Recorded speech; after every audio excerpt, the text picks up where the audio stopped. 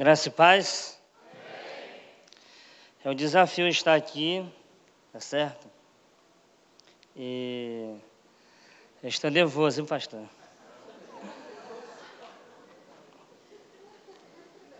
E pregar assim para futuro bispo aí, né? Amados, meu nome é Moisés, sou de Turiaçu, Maranhão, da terra do melhor abacaxi do mundo. Tá certo? Ainda não é época ainda. Tá certo? Então, e o pastor Djalma conversando comigo, rapaz, você vai dar uma palavra lá na igreja. Aí eu fiquei preocupado, porque a gente não tem muito costume assim de ministrar fora, né? Mas nós estamos aqui para fazer o que Deus pediu, tá bom? Amados, eu tenho uma pergunta para fazer para vocês. Eu não sei se vocês já falaram isso, mas eu queria, antes da mensagem, o pastor Djalma e a pastora, fica bem aqui em frente para mim, rapidinho. Quero desafiar a igreja aqui, um negócio aqui. Fica de frente para a igreja de vocês aí. Vocês vão dizer tudo que eu falar aqui, tá bom? E se for verdade, você vai dizer um amém bem forte no final. Tá bom? Diga assim, eu vou fazer de tudo para que os meus pastores não façam nada. Amém? Amém, querido? Vamos aplaudir ao Senhor. Viu, pastor? É de testemunha, viu? Amém. Pois é, amado. Quando eu falei isso lá na igreja pela primeira vez, o quadro mudou. Eu acredito que vai acontecer aqui a mesma coisa. Quando o pastor pensar em fazer alguma coisa, não, pastor, deixa que eu faço. Eu me comprometi em fazer, não deixar o Senhor fazer nada. Viu? Eu tenho uma pergunta para vocês. Quantos aqui gostariam de ver Jesus? Acho que nem todo mundo. Vou perguntar novamente. Quantos aqui gostariam de ver Jesus? Amém. Amados, a palavra do Senhor nos fala que é uma bem-aventurança para aqueles que conseguem enxergar a Jesus. Tá certo? E eu acredito que cada um de vocês aqui vão ver o Senhor Jesus. Tá certo? Então, e o nosso tema que eu quero compartilhar com você é queremos ver Jesus. Diga comigo, queremos ver Jesus. Só as mulheres, queremos ver Jesus. Só os homens estão mais ansiosos. 1, 2, 3, queremos ver Jesus. Isso. Amém, querido. Passa aí, querido, por favor. A palavra do Senhor, que nós vamos meditar aqui, não é o nosso texto central, mas é apenas um texto complementar. A palavra do Senhor nos diz no Evangelho, segundo João, no capítulo 12, e o versículo 21 diz: E estes, pois, dirigiram-se a Filipe, que era de Betsaida, da Galileia, e rogaram-lhe, dizendo: Senhor, queremos ver Jesus. Então veja bem, Jesus foi desejado desde a antiguidade, muitos reis, profetas queriam ver Jesus. Mas aqui Jesus, ele também é desejado ver pelos gregos que procuraram Filipe e disseram: nós queremos ver Jesus. Tá bom? Passa aí. Você consegue ver alguma coisa aí? Você consegue ver alguma coisa aí? Como é que você se vê diante de Jesus? Na sua vida. Porque à medida que você começa a sentir desejo de ver Jesus, você vai começar também a sentir paixão por Ele. Mas se nós não queremos ver Jesus, nós também vamos ver coisas que nós não queremos ver. Tá certo, querido? Então, passa aí, irmão. Olha o que Jesus fala. O pior cego não é o que não enxerga, mas aquele que não quer enxergar. Então, o pior cego não é aquele que não tem a visão, mas é aquele que conhece a verdade, sabe da verdade, mas não está disposto a viver a verdade. Eu estou escrevendo um livro de poemas, estou terminando agora esse mês, e um dos poemas que eu escrevi, o ateísmo verdadeiro. E no final eu escrevi dizendo, o ateísmo não é um problema. O problema é aqueles que creem em Deus, mas vivem como se Deus não existisse. Então, para mim, é o pior ateísmo. É crer em Deus e viver como se Ele não existisse. Então, querido, antes de falar algumas coisas, eu quero falar sobre 3 pessoas que queriam ver Jesus e vão servir de modelo para nossas vidas. Tá certo? Passa lá, meu irmão, por favor. E o primeiro é o cego Bartimeu. Ele queria ver Jesus. Mas aí surge um problema bem aqui. Mas ele era cego. Como é que ele queria ver Jesus? Eu vou explicar. Então, você sabe que naquele tempo, lá no livro de Mateus, capítulo 20, 29 a 34, você pode ler depois, que conta a história desse cidadão aqui. Esse cidadão aqui, nós não sabemos se ele nasceu cego, mas vamos ver aqui que ele sofreu um acidente e perdeu a visão. Agora, quando alguém sofria de alguma enfermidade, era cego, aleijado, leproso, 3 coisas aconteciam com eles. Primeiro, ele era excluído da igreja, do templo. Eles não podiam adorar a Deus. Segundo, excluído da família. Terceiro, da sociedade, porque eles acreditavam que havia o quê? Uma maldição sobre a vida deles. E eles eram obrigados a ficar de fora da cidade santa. Então, veja bem, olha a situação desse cidadão. Você já imaginou você que é acostumado a trabalhar, a ser independente, a conduzir a sua família, e de repente perder a visão e ser obrigado a pedir esmola, ser obrigado a ficar à beira do caminho? E quem ficava à beira do caminho? São os excluídos daquela época, eram eles. Mas só que Bartimeu, ele não aceitava aquela situação. É por isso que é importante nós falarmos de Jesus, porque alguém falou de Jesus. Alguém falou que Jesus curava, que Jesus fazia milagre. Então, ele colocou no coração dele, um dia eu vou ser curado, um dia eu vou receber o meu milagre. E de repente, passa pela rua um grande movimento. Só que Bartimeu, ele era cego, mas não era surdo. Tá certo? Ele era cego, mas não era surdo. Então, de repente, ele chama alguém aqui do lado. O que está acontecendo? Quem está passando aí? Aí alguém na multidão diz, olha, quem está passando aí é Jesus. Então, o que é que ele faz? Que antes de ele ir até Jesus, ele tira a capa, aquilo que identificava ele como cego. Olha a fé desse homem. E ele sai atrás de Jesus, e ele começa a gritar, Jesus, tenha compaixão de mim, Jesus, tenha compaixão de mim. Alguém na multidão começou a dizer, rapaz, tu achas que Jesus vai te atender? Tu achas que Jesus se importa com você? Eu não quero saber, eu vou gritar, Jesus, tenha compaixão de mim. a ponto de Jesus parar e chamar ele. E Jesus chega e diz: o que é que você quer que eu faça?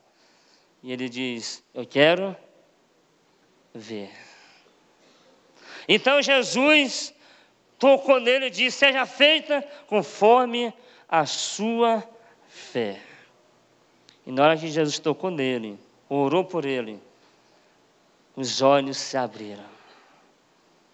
Amado, eu acredito particularmente que Bartimeu, claro que ele queria enxergar novamente, ele queria contemplar o céu novamente, ele queria contemplar a sua família novamente, mas o maior desejo de Bartimeu era ver Jesus, querido.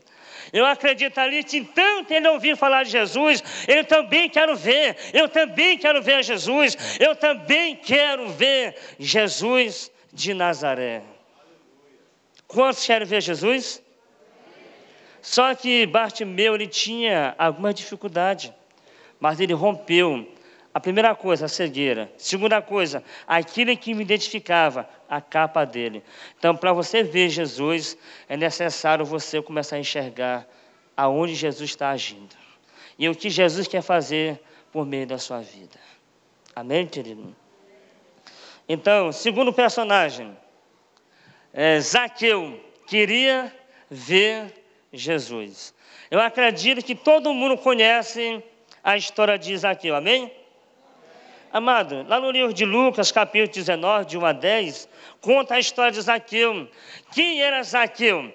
Zaqueu, ele era um publicano, ou seja, aquele que cobrava impostos. Além de ele cobrar impostos, sabe o que ele fazia? Ele roubava. Era ladrão.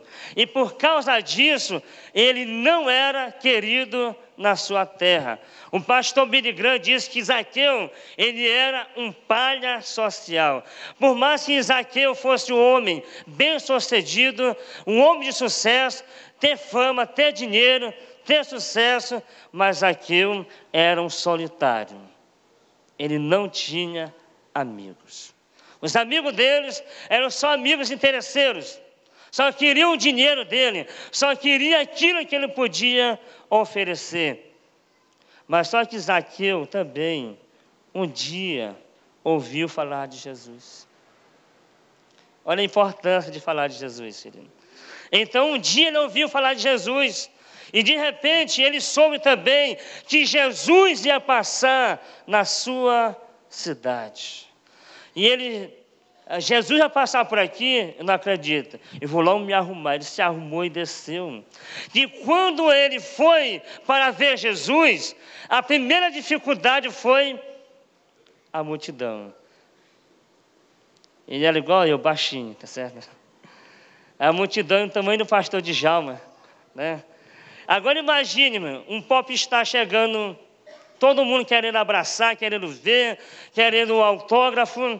É assim que Jesus era um ano na popularidade de Jesus. Jesus já estava ali famoso. E ele queria ver Jesus. Eu imagino ele querendo se espremer ali entre a multidão. Como a multidão tinha raiva dele, aqui não vai passar.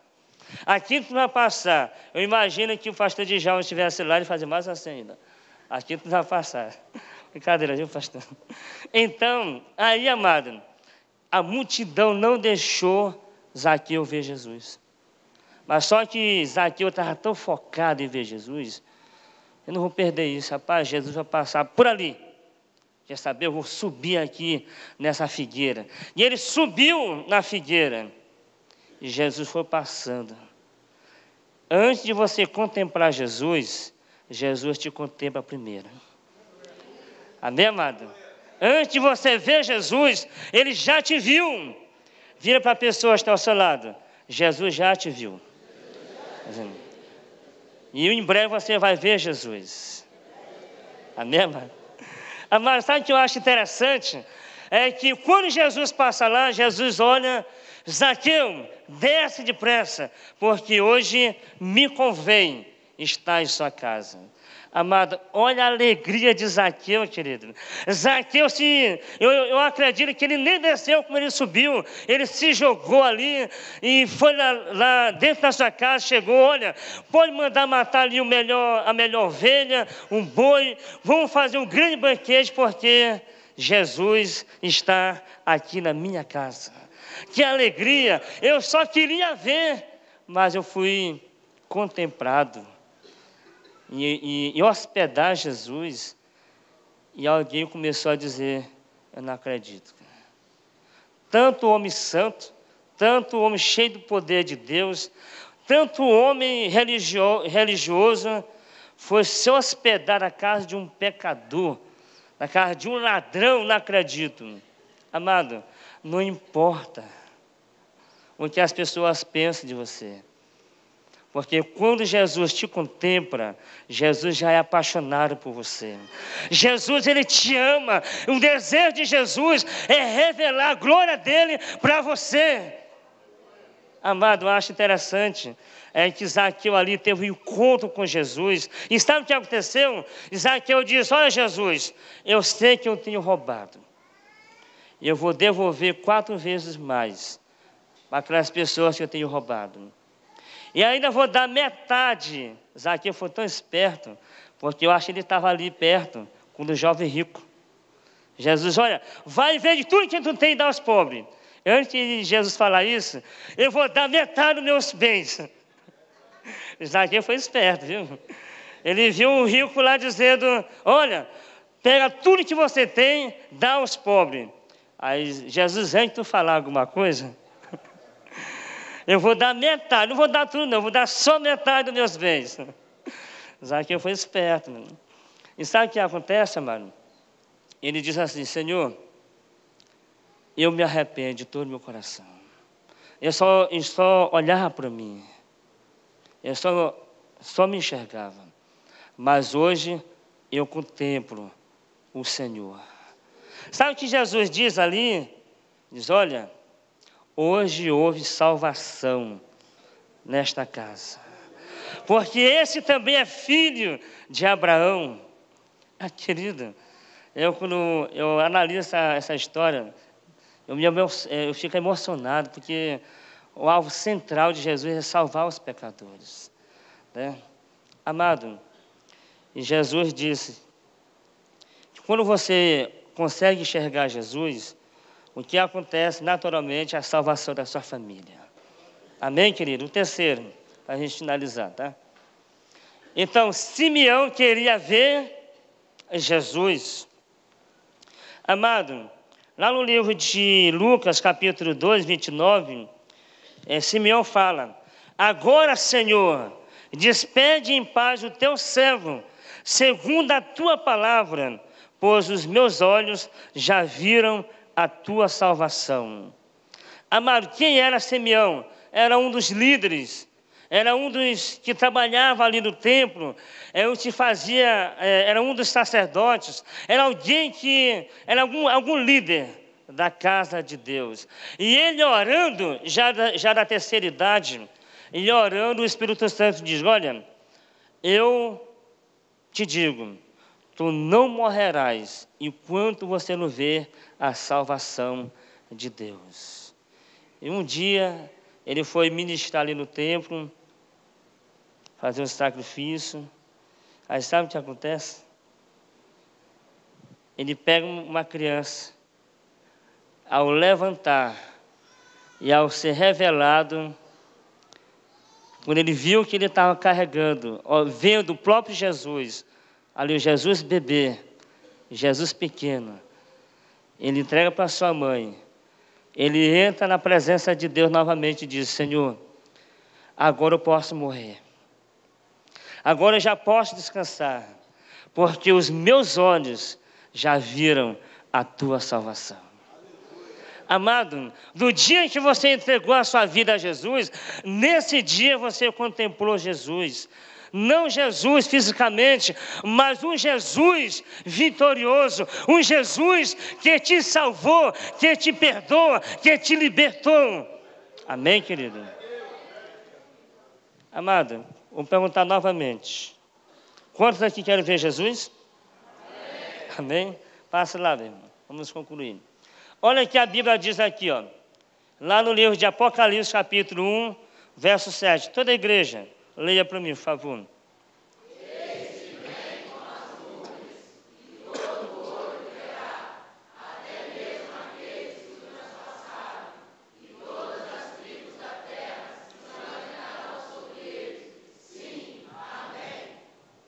Amado, veja bem, assim como aqueles homens tiveram a oportunidade de ver Jesus, o Filho de Deus, aqui na terra, um dia nós teremos a oportunidade de ver Jesus.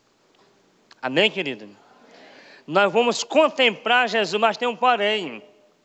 Quando Jesus voltar, a Bíblia diz que todos os olhos, né, todo olho verá. Mas o ímpio vai ver Jesus apenas a manifestar a glória, o retorno, mas não serão permitidos ver o rosto dele.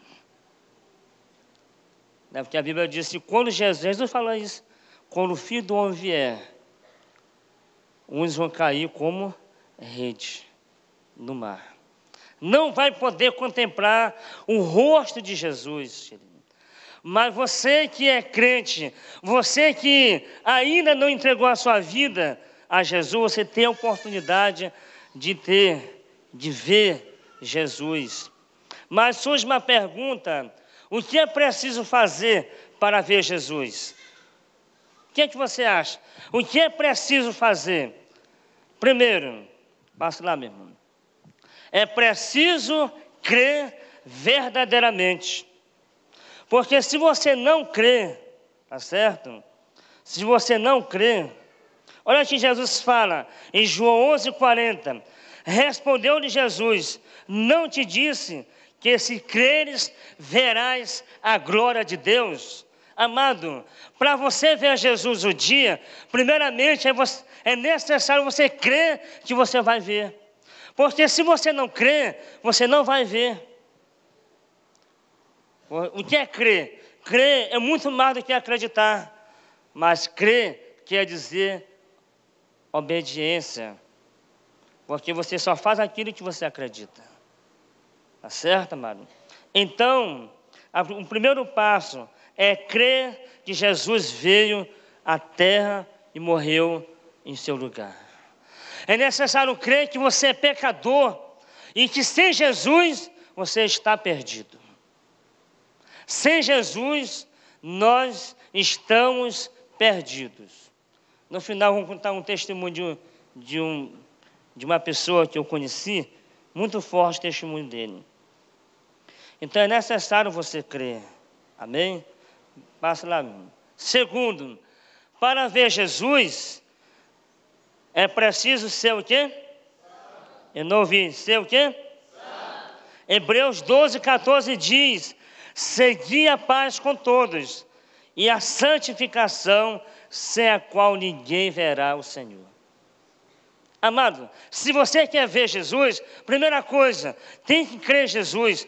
Segunda coisa, tem que ser santo. E ser santo não é não pecar. Porque a gente pensa que santidade é uma vida sem pecado. Não. É possível ser pecador e santo. Amém, amado? Porque a santidade completa é só quando Jesus vier. A Bíblia diz que ele veio buscar os santos. Mas por que santo? A palavra santo, kadosh, quer dizer o quê? Separado por Deus para um propósito. É por isso que você é santo. E você não é santo por causa das suas obras.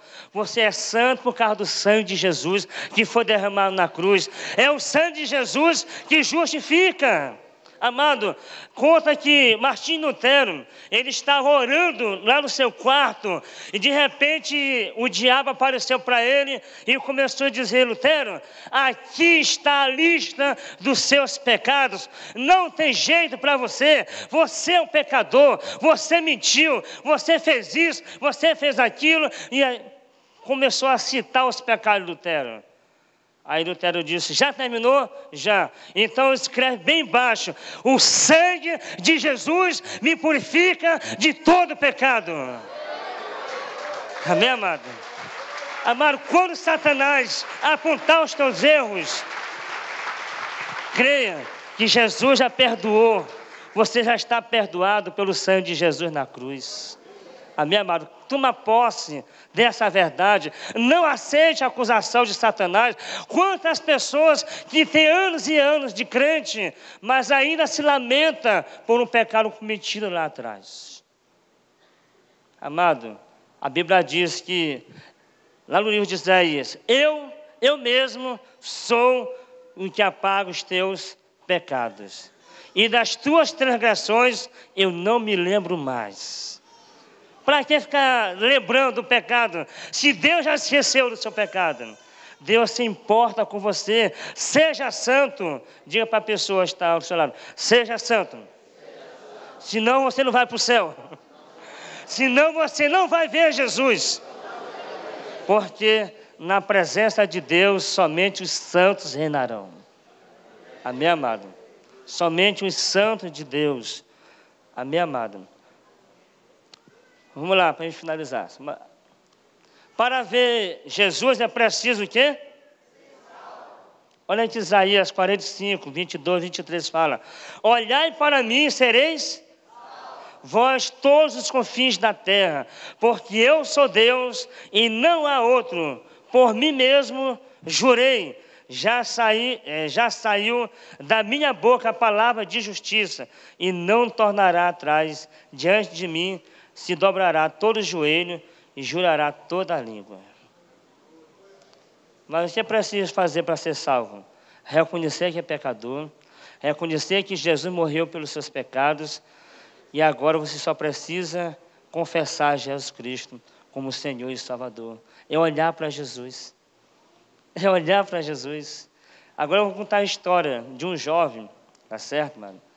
Ele morava lá no Maranhão, e ele ganhou uma bolsa para estudar lá em Fortaleza, de uma escola chamada Padre João Pia Marta. E ele projetou muitos sonhos, e ele começou a estudar. O primeiro ano foi o ano que ele se destacou, foi um dos melhores alunos da turma. Mas só que no ano seguinte, ele começou a se envolver com algumas pessoas que não era para ele ter se envolvido. Ele começou a andar com pessoas que eram bagunceiros na escola, que faltavam às aulas e que usavam drogas. E esse jovem começou a beber, a fumar, e depois, aos poucos, ele foi se mergulhando nas drogas. E ele começou a perder o foco daquilo que ele traçou ali em Fortaleza do Ceará. E sabe o que aconteceu? Ele foi cada vez mais mergulhando no vício. E ele me disse que ele começou a usar uma vez por semana, aliás, por mês, depois 2 vezes, 3 vezes, uma vez por semana, 2 vezes por semana, todo dia, 2 vezes por dia, 3 vezes por dia, a ponto de viver drogado todo o tempo. E não era qualquer coisa não, querido. Era tudo que viesse, maconha, cola, cocaína, comprimidos e bebida. Para ele não tinha dessa. E sabe o que aconteceu? Ele começou a se envolver com uma gangue. E depois ele ganhou uma função dentro da gangue de viciar os jovens, de dar droga de graça para viciar, para poder fazer parte daquela gangue. E depois ele se tornou um auxiliar daquela gangue. E o nome da gangue era EDT, Espírito das Trevas. E qual é a função? Traficar, né? E esse jovem se destacou, né? Ele só não matou, só não roubou. E ele começou a usar tanta droga que para ele não tinha mais jeito. E para ele seria morrer. Ele disse que uma certa vez, ele 10 horas da manhã ele usou uma droga tão pesada que o corpo dele não resistiu. E ele caiu, tiro como morto no chão. Mas, assim, por alguns segundos, e ele, quando ele se levantou dali, ele saiu gritando nas ruas, pedindo socorro. E ele, quando ele começou a ver demônios caindo, sombras, espíritos malignos, dizendo para ele: nós viemos te buscar, chegou a tua hora, agora você vai morrer. Ele saiu desesperado na rua. E chegou o momento de ele se dobrar no meio da rua e dizer: Deus, se tu tem chance, se o Senhor me der uma chance, a partir de hoje eu vou te seguir. E Deus ouviu a história dele. Deus ouviu o clamor dele e Deus salvou aquele jovem das drogas. Tirou aquele crime, ele do crime. Em vez de ele agora traficar droga, ele começou a transmitir a palavra de Deus. E sabe quem é esse jovem? Sou eu. Tá certo? Entende? É esse que está falando com você. Tá certo? Deus me libertou, querido. Deus me libertou do álcool, da droga, da cocaína, da maconha. E Deus me libertou para a glória dele. Amado, e sabe o que aconteceu? E Deus disse assim: olha, tu vai lá para Turiaçu novamente, porque tu vai falar o que eu te mandar. Amado, ninguém orou por mim. Eu creio que um anjo colocou as mãos sobre a minha cabeça e orou por mim. Eu aceitei Jesus ali, mas só que não foi fácil. Durante 3 meses e 2 semanas, eu sofri demais. Porque ela estava dependente da droga. Sabe o que eu fazia? Nós tinha vontade, vinha, me trancar dentro do quarto e começava a orar. E eu orava, até o desejo de ir embora. E eu fiz isso durante 3 meses, todo dia, orando de manhã, de tarde e de noite. Na hora que eu fumava, que eu usava a droga, era a hora que eu começava a orar. E sabe, querido, e chegou um momento que eu pensei que não ia resistir. E eu disse: Deus, se o Senhor ver que eu não vou resistir, que eu vou morrer, se eu vou voltar para o mundo, então me mate logo. Me leva logo. Porque eu não quero voltar atrás. Eu estou decidido. E depois, amada, aquele desejo foi embora. Não sinto. E sabe, e Deus me levou para Turiaçu. Aí eu perguntei, a minha família, tem alguém católico aqui? Eu vou falar algumas verdades, mas não se ofenda, porque foi uma realidade comigo, tá? Não quero ofender a religião de ninguém, tá bom? Eu apenas vou falar o que aconteceu comigo. E eu tinha uma Bíblia que eu lia todo dia. Aí eu voltei para Turiaçu e a pergunta ficava: qual igreja eu ia me congregar? Como a minha mãe é muito católica, eu comecei a frequentar a igreja católica. Eu comecei ali a me dedicar ali, eu me tornei um missionário lá. E viajei ali geral ali. E sabe o que aconteceu? Eu passei 3 anos lá. 3 anos que eu não tive amigo. 3 anos que eu não sabia o que era ter um companheiro do meu lado. Porque uma coisa eu falava, era a verdade lá. Eu nunca neguei a verdade. E me deram assim: olha, padre, na época, olha, padre, Moisés não é para estar aqui, não é para estar aqui com a gente. Por quê? Ele era para estar lá na Assembleia de Deus, na Igreja Batista, qualquer outro lugar, menos aqui. Porque ele fica contrariando os nossos princípios, aquilo que nós acreditamos. E eu me lembro que uma certa vez, era Sexta-feira Santa, e eu fui convidado para uma comunidade, e tinha um padre lá, e ele disse assim: olha, hoje é Sexta-feira Santa. Ninguém pode beber, ninguém pode fumar, bater nos filhos, porque hoje Jesus está morto. Jesus está morto. Aí depois ele falou, E ele disse assim, tem aqui o missionário Moisés, ele vai dar uma palavra. Ele não me conhecia, viu? Foi por isso que ele me deu a oportunidade. Aí abra sua Bíblia aí, Mateus 28. Aí a senhora abriram. Aí eu acabei de ler o texto. O Jesus que a Bíblia diz, eu falei lá, que eu creio, ele morreu sim, na sexta-feira santa. Mas a Bíblia diz que ao terceiro dia, ele ressuscitou, ele está vivo, ele reina, ele venceu a morte. Aí, amado, eu, pastor Djalma, pensei que eu ia apanhar, pastor. Porque eu ministrava, mas não que eu parava de falar, eu ia lá saindo fora. Na hora que eu fui saindo fora, o pessoal fecharam a porta lá. Aí me cercaram, eu pensei que eu ia apanhar ali dentro da igreja ali. Zóio, tu é protestante? Tu é crente? Tu é crente? Aí eu disse, não, eu sou crente, eu só não sou protestante.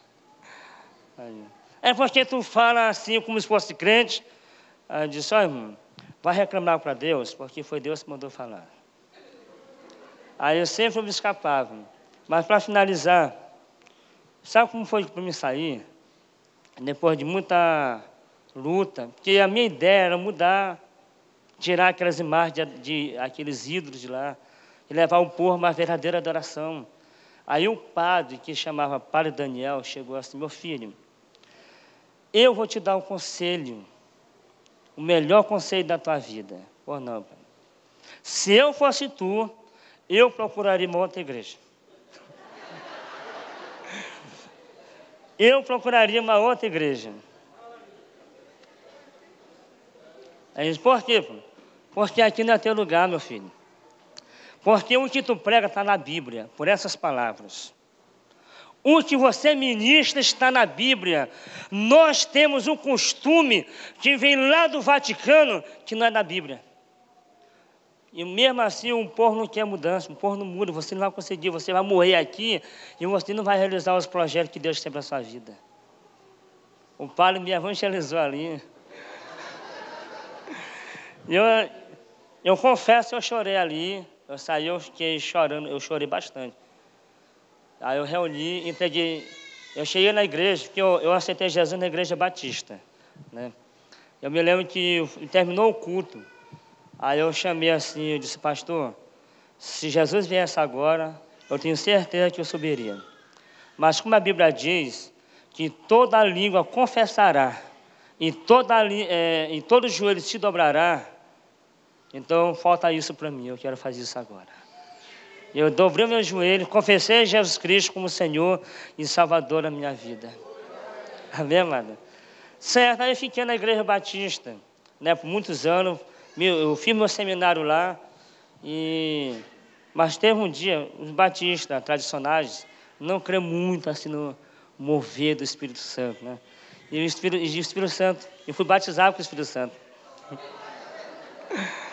Aí, novamente, o pastor chegou para mim e disse assim, Moisés, procura uma da igreja para ti, rapaz. Aqui não é teu lugar. Aí eu disse, meu Deus.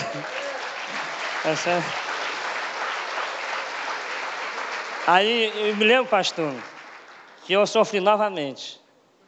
Eu saí da igreja e deixei 120 pessoas na igreja. E o pastor estava com medo de uma rebelião, né? Uma divisão. Ele disse, pastor, não se preocupa não, pastor. Eu vou dar um mês para vocês, trazer outro pastor. Eu vou entregar tudo que é da igreja. Eu não quero uma caneta da igreja. Assim fiz, entreguei tudo mesmo. E disse, sim, também, duas coisas. Eu não vou dividir a igreja. E outra coisa, eu também não vou fazer nada que venha machucar a igreja. Certo, eu saí, entreguei, mas eu quero a sua bênção. Ele me abençoou, tudo. E eu passei 6 meses sem ministério. Porque Deus disse, 6 meses tu não pregarás para ninguém. Foi 6 meses de sofrimento. Aquela vontade de falar de Jesus, mas eu tinha sido proibido por ele. Mas hoje eu entendo por quê.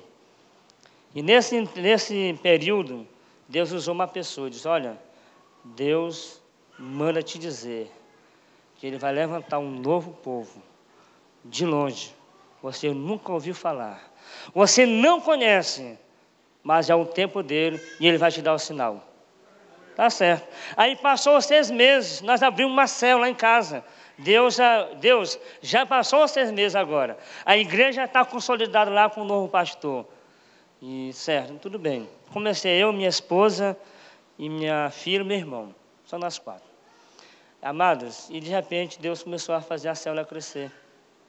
Aí de repente entra o pastor Nonato, me falando da igreja e tudo e tal. Aí um pastor Nonato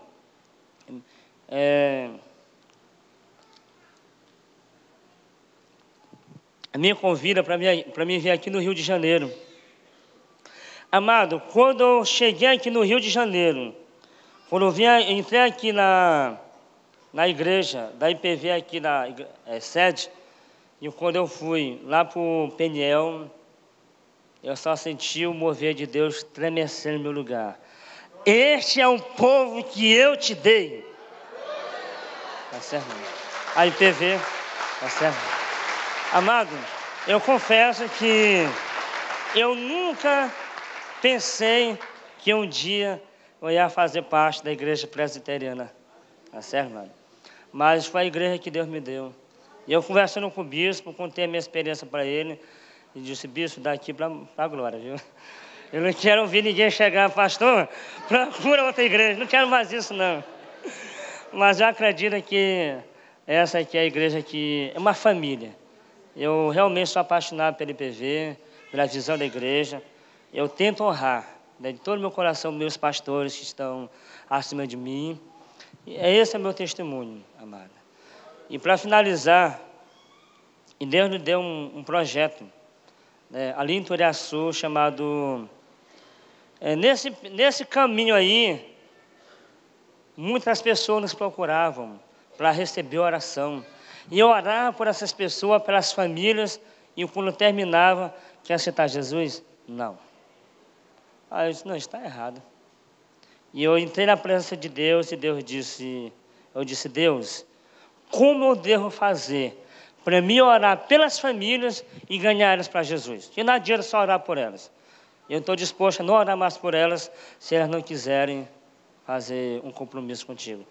E pela madrugada, Deus me fez acordar e Deus me deu um projeto que hoje é conhecido como Casa de Promessas. Tá certo? Então, eu me lembro que da última vez que eu vim aqui com minha esposa, a minha esposa sofreu um aborto, né? E no momento foi difícil, né? E não entendia por que Deus permitiu aquele aborto ali, né, espontâneo acontecer.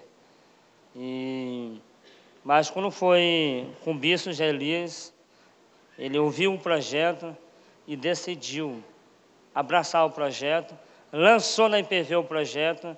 Aí quando foi no meio do ano que eu vim novamente aqui, e Deus falou comigo: por uma vida eu gerei várias vidas.